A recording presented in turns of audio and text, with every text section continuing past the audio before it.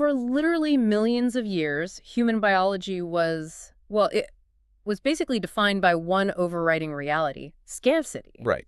Yeah. We were built to endure famines. Exactly, to hunt, to gather, and to just survive these prolonged periods without any real sustenance. But today, I mean, we're looking at a world where 2.5 billion people globally are suffering from being overweight. A massive shift. It really is. Our metabolic engine is literally breaking down under the weight of constant abundance.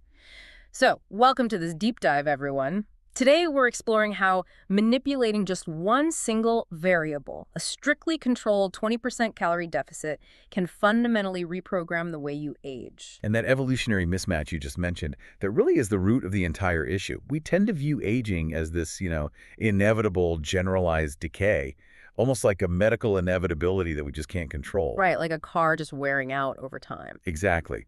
But the research we're diving into today positions longevity totally differently. It's not a mystery. It's a hard engineering challenge. Okay, an engineering challenge. I like that. Yeah, because the human body is a complex system, and it responds predictably to specific inputs. When you constantly feed that system surplus energy, the biological instruction is always to grow. Because it thinks, hey, times are good, let's build. Right. So the challenge is figuring out how to artificially introduce just enough scarcity to, force the body to repair itself, but without actually causing systemic damage. And the evidence for this in the longevity literature is just incredibly compelling. Like, the animal models alone are staggering. The sources highlight this one rhesus macaque monkey named Sherman. Oh, Sherman is a classic example in this field. Right. So the standard maximum lifespan for his species is 35 years. But under a strict lifelong calorie-restricted diet, Sherman lived to be 43. Which is just a massive leap. It is. To put that in perspective for you listening, that is the biological equivalent of a human being living to 130 years old. I mean, he just completely shattered the biological ceiling. He really did. And the exciting part is we see the beginnings of those exact same biological cascades in human data now. Like the calorie study, right? Yes, the calorie study is really the landmark trial here. They took healthy human participants, put them on a 15 to 20% calorie deficit for 2 whole years, and just track the systemic changes. And it wasn't just like a standard weight loss study. No, not at all. The researchers observed a measurable deceleration in biological markers of aging. Lipid profiles optimized, insulin sensitivity drastically improved, and the fundamental rate of biological aging just slowed down. The mechanism behind this, what the sources refer to as the cellular switch, it just absolutely fascinates me.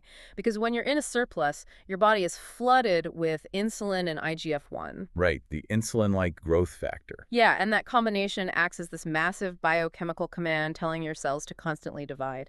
It actually makes me think of, well, it's like a rapidly expanding tech startup that just got a massive influx of venture capital. Oh, that's a great way to look at it. Right, because when a company is flush with cash, which represents those excess calories, they go into this reckless growth phase. They hire anyone, they expand into unnecessary markets, they prioritize speed over quality. And they accumulate a ton of technical debt. Exactly. Sloppy code, broken infrastructure, miscommunication. Biologically, that rapid surplus-driven cell division leads to the exact same thing. You get cellular hypertrophy, faster shortening of telomeres, and a much higher rate of DNA mutations. That technical debt analogy is incredibly precise, honestly. The surplus forces an unsustainable pace. But when you introduce that 20% deficit, which, by the way, is roughly a 500-calorie reduction for the average adult, the biological budget tightens. VC funding dries up. Exactly. Insulin and IGF-1 levels fall.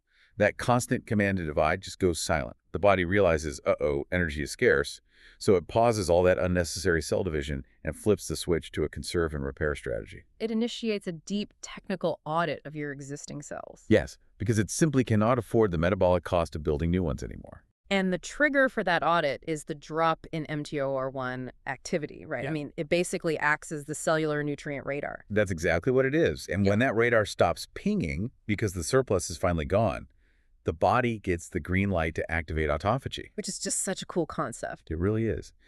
Because mTOR drops so sharply in that 20% deficit, autophagy kicks into overdrive. The cell essentially becomes an intracellular recycling plant. It actively hunts down defective proteins, damaged organelles, misfolded structures. Just scavenging its own technical debt. Yes, breaking them down to recycle for base energy and raw materials. And I noticed in the research that this recycling process directly leads to a massive reduction in oxidative stress. Yeah. Because the cell is processing less raw fuel, it generates fewer free radicals. Right, which mitigates that cellular rust that gets linked to neurodegeneration. But the mechanical reality of how the body handles the mobilized fat, this completely blew my mind. I need to ask you about this. So when the body breaks down triglycerides to make up for the energy deficit, that physical mass has to go somewhere. It doesn't just vanish into the ether, yeah. Right. And it turns out it leaves the body as carbon dioxide and water. The carbon atoms in your fat cells combine with inhaled oxygen, and you literally exhale your burned fat. Wait, so when we are in this deficit, we are literally exhaling our fat as carbon dioxide and sweating it out as water while our cells eat their own trash. That is exactly what is happening. It is Right. a beautiful piece of stoichiometry. Every time you exhale while in a true deficit, you are literally venting the metabolic exhaust of your own fat stores. That is just wild to think about. It is. And while autophagy is handling all that cleanup and the fat is being oxidized, you actually have a secondary protective system coming online, AMPK and the Sirtuin pathways. Okay, so AMPK functions as your low battery sensor. Exactly. When cellular ATP levels drop due to the restricted calorie intake, AMPK activates and forcefully shifts your metabolism. It moves it away from fat storage and into this highly efficient fat burning and cell survival mode. So the low battery warning light comes on the dashboard, and that signals the repair crew. All right, the sirtuins, AMPK directly activates them. And from what the sources indicate, sirtuins are like the ultimate genetic defense mechanism. They go in and repair broken DNA strands, reduce systemic inflammation, and just aggressively restore mitochondrial health. They completely reconfigure cellular metabolism to prioritize efficiency and self-renewal. I mean, the body is effectively tearing down a bloated, inefficient infrastructure and rebuilding a leaner, way more resilient one.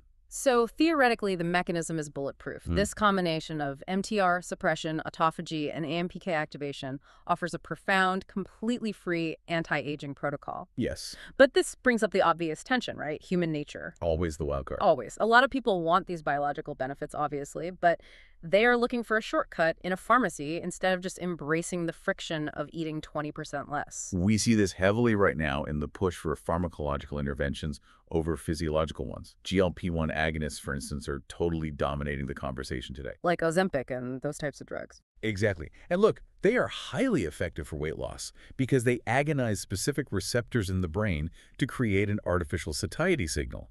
You eat less because your brain literally believes you are full. If there's a catch. A big one.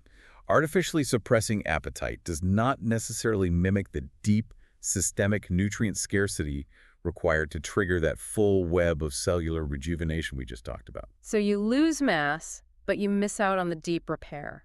You risk missing out on the comprehensive anti-aging benefits of an organic deficit. Yeah. Not to mention the gastrointestinal risks or the severe weight rebound if the medication is stopped. And the same applies to the hardcore biohacking side of things, too. People are taking metformin or rapamycin to artificially inhibit mTOR. Right, trying to trick the body into thinking it's starving while they are still eating a surplus. But the sources are super clear that the efficacy of that in healthy humans is really limited, and it carries severe risks like systemic immunosuppression. You can't just hack one node of a complex system without downstream consequences. You really can't. The complexity of the physiological response is precisely why single-molecule interventions usually fail to replicate the broad benefits of a true deficit. Even the hype around NAG plus boosters like NMN seems pretty dubious compared to the actual clinical evidence supporting just simple, sustained calorie restriction. Definitely. And, this also applies to behavioral trends like intermittent fasting. Oh, let's get into that, because a 16-8 fasting schedule is basically everywhere now. It is, and it's an excellent delivery tool. It provides gastrointestinal rest, it normalizes the insulin curve, which is great. But the fasting window itself is not a magic anti-aging bullet if your total energy intake remains high. See, I hear so much about intermittent fasting being the ultimate longevity hack. But if I'm understanding this right, if you cram 3,000 calories into an 8-hour window, you are getting exactly 0 of these anti-aging benefits. 0. If you are in a caloric surplus at the end of the day, that cellular repair process, the deep autophagy and sirtuin activation, is completely canceled out. The anti-aging effect is driven by the energy deficit, not the feeding schedule. The math always wins. The math always wins. The deficit is the primary driver. But this brings us to a really critical vulnerability in the system. Right, because if a 20% restriction triggers repair, human nature just assumes 40% will work twice as fast. Exactly. And we really have to address why pushing past that golden zone of 15 to 20% is a terrible idea. When you cross that 30% threshold, the body stops repairing and basically starts panicking. It triggers severe exhaustion and immune destruction. And the most immediate threat outlined in the data is sarcopenia. Muscle loss. Yes. The body triages biologically expensive tissue. Muscle requires a significant amount of daily energy just to maintain its mass. So in a blind extreme deficit, the organism looks at those muscles and says, nope, these are too metabolically expensive to keep. Right. It will actively catabolize your muscle tissue for energy to prioritize your brain and your vital organs. And the downstream effect of sarcopenia is catastrophic for longevity, isn't it? Absolutely. When you lose muscle mass, your basal metabolic rate crashes. You burn way fewer calories at rest. This not only accelerates the biological aging process, but it guarantees a severe fat rebound once normal eating resumes. It's like turning down the thermostat in your house to save money on your heating bill during a harsh winter. Oh, that's a good comparison. Yeah, dropping it by 20% is highly efficient. You save resources, the system works optimally, and you just put on a sweater. But if you get greedy and turn the thermostat down by 50%, the ambient temperature drops too low. The pipes freeze, they burst, and the house floods. You destroy the structural integrity of the very thing you were trying to preserve. Exactly. And that structural damage extends to the endocrine system as well, right? Oh, heavily. An extreme deficit triggers severe hormonal adaptation. The thyroid gland drastically reduces T3 activity just to conserve body heat. Reproductive function is totally paused because the body senses famine conditions. Not a great state to be in. No. And furthermore, you face a severe risk of osteoporosis. A lighter body mass combined with a severe deficit reduces the physical load on your skeleton, which basically signals the body to stop maintaining bone density. So we really have to walk this tightrope. We need the 20% deficit to trigger the longevity pathways, but we must protect the structural integrity of the muscle and bone. Right. And the research provides a very specific architecture to build that frame, starting with a heavily managed fat burning rate. Yes. You have to cap the rate of loss at 0.5 to 1% of your total body weight per week. Just a slow drip. Exactly. Pushing for a faster rate almost guarantees the cannibalization of muscle tissue. This process requires patience. And the second pillar to prevent that cannibalization is aggressive protein intake. The protocol actually recommends 1.6 to 2.2 grams of protein per kilogram of body weight. Which is higher than standard recommendations, yes. Yeah, and the sources highlighted a fascinating aspect of this, the thermal effect of protein. I didn't realize how metabolically expensive digesting protein actually is. Oh, it's massive. Yeah. 20 to 30% of the calories you consume from a protein source are burned by the body just in the process of breaking it down and utilizing it. So it deepens the caloric deficit naturally while supplying the critical amino acids needed to defend against sarcopenia. Exactly. It acts as your primary structural defender. But protein alone isn't enough without a signaling mechanism. Which brings us to the absolute necessity of strength training 3 to 4 times a week. Okay, here's where it gets really interesting for me. So strength training isn't just about looking good in the mirror. It's literally a chemical memo to your brain telling it to spare your muscles and eat the fat instead. That is precisely what it is. When you place a heavy mechanical load on the muscular system while you're in an energy deficit, you are sending a direct biochemical signal to your central nervous system. You're telling it, hey, I actually need these. Yes, you are signaling that these muscles are critical for current survival.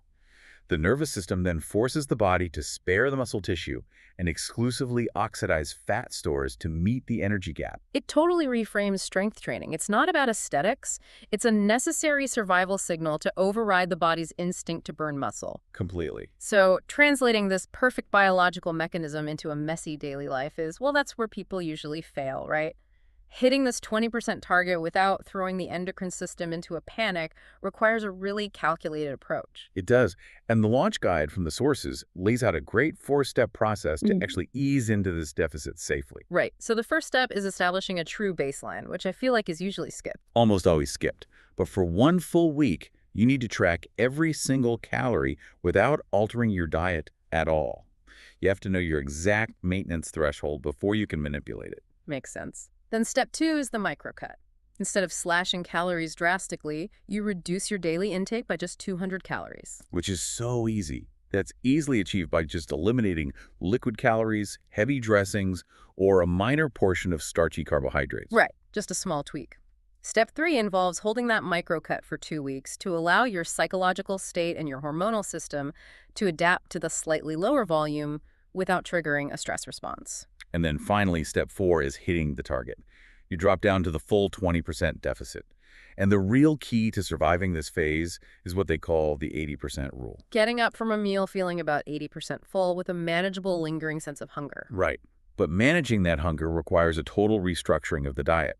When you are on a restricted caloric budget, you have to maximize the nutritional return of every single calorie. Empty carbohydrates and trans fats have to be swapped out for high-yield micronutrients. Exactly. The diet architecture becomes your primary tool for compliance here. A highly effective model allocates 50% of your plate to fiber and volume. So we're looking at lean proteins paired with an enormous volume of cruciferous vegetables. Yes. This provides physical gastric distension, which actually triggers mechanical satiety signals in the stomach while keeping the caloric load super minimal. And then for the evening, the architecture shifts.